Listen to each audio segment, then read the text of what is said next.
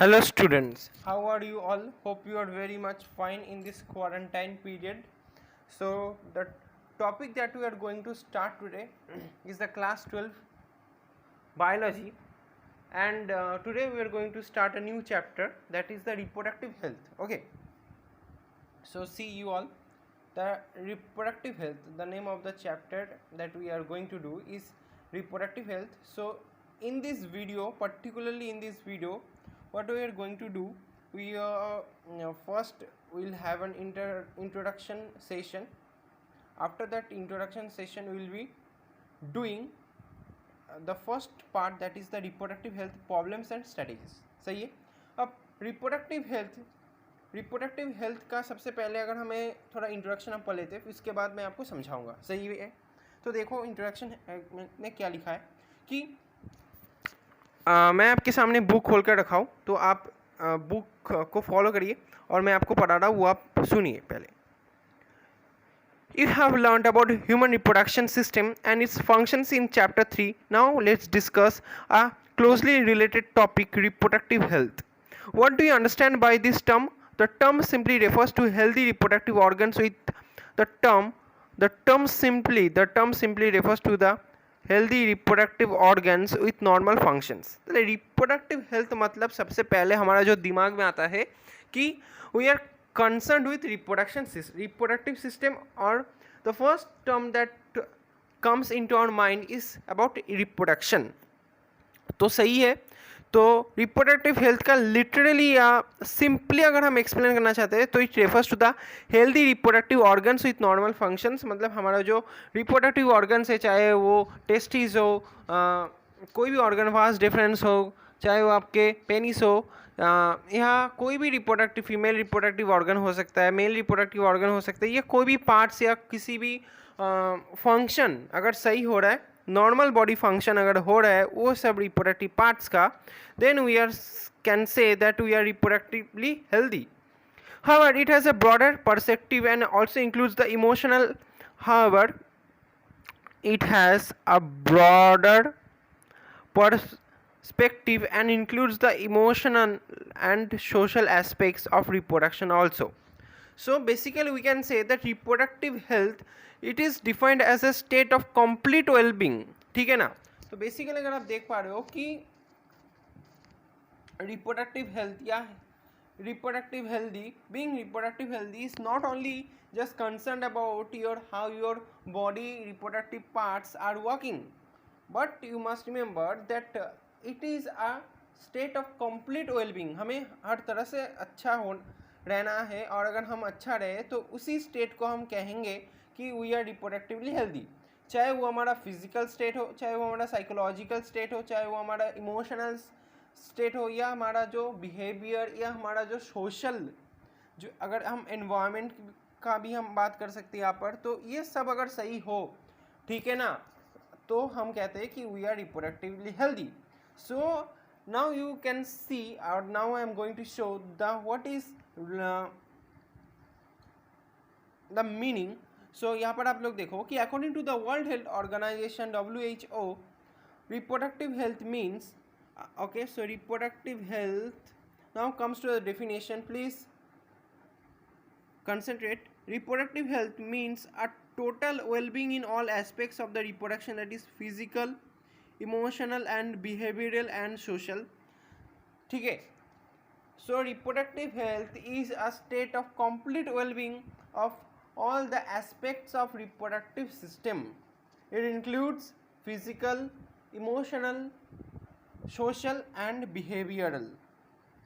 Therefore, a society with people having physically and functionally normal reproductive organs and normal emotional and behavioral interactions among them in all sex related aspects might be called reproductively healthy.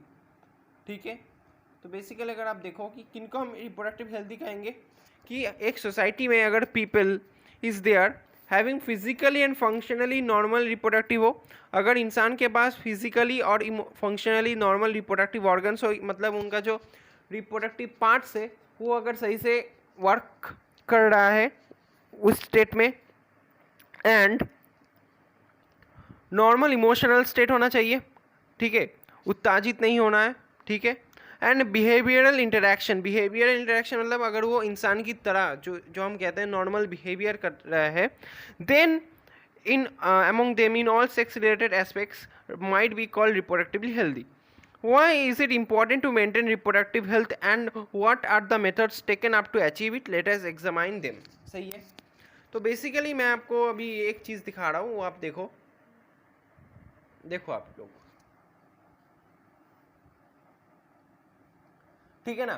तो यहाँ पर लिखा है कि India is one of the first country to start a nation-wide reproductive health program called the Family Planning in 1951. Now it is called as the Reproductive and Child Health Care Program. ठीक है, एक बार देख लो आप लोग, मैं आपको समझा रहा हूँ, देखो सही है।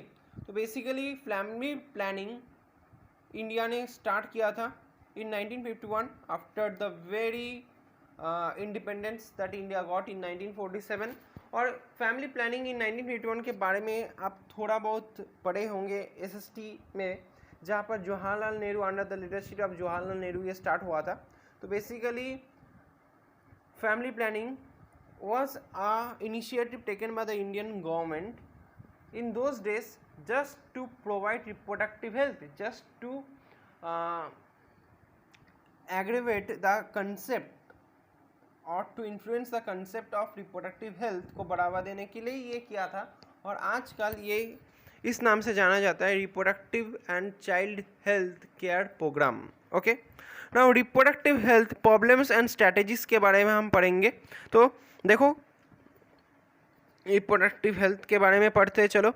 So India was amongst the first countries in the world to initiate the action plans and programs at a national level to attain local reproductive health as a social goal. These programs called the family planning.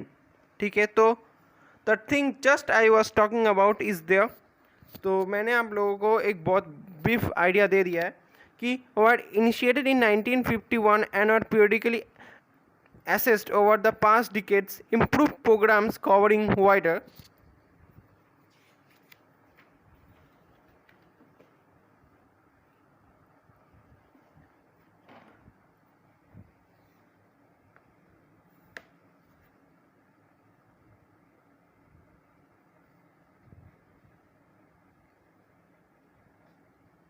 reproduction related areas are currently in operation. Reproduction related areas, okay, wider reproduction related areas, okay.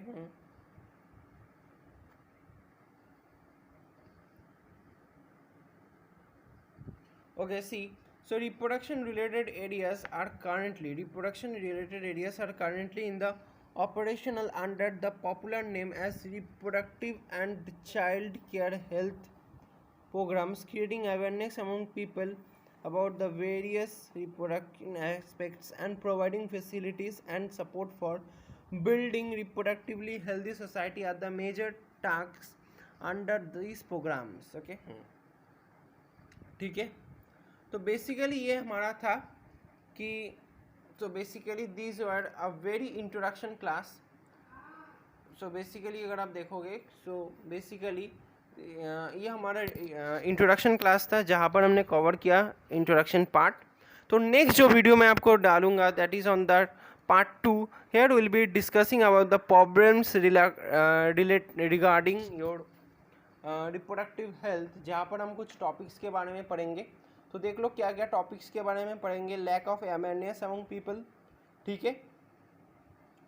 हम next जो topic के बारे में थोड़ा चर्चा करेंगे वो population explosion, किस लिए पॉपुलेशन एक्सप्लोजन हो रहा है या हम इसको कैसे रोक सकते हैं।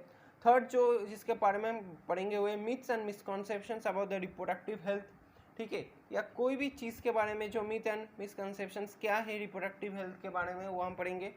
फोर्थ जो हम पढ़ेंगे वो इलीगल अबॉर्शन एंड फीमेल फोर्टिसाइड।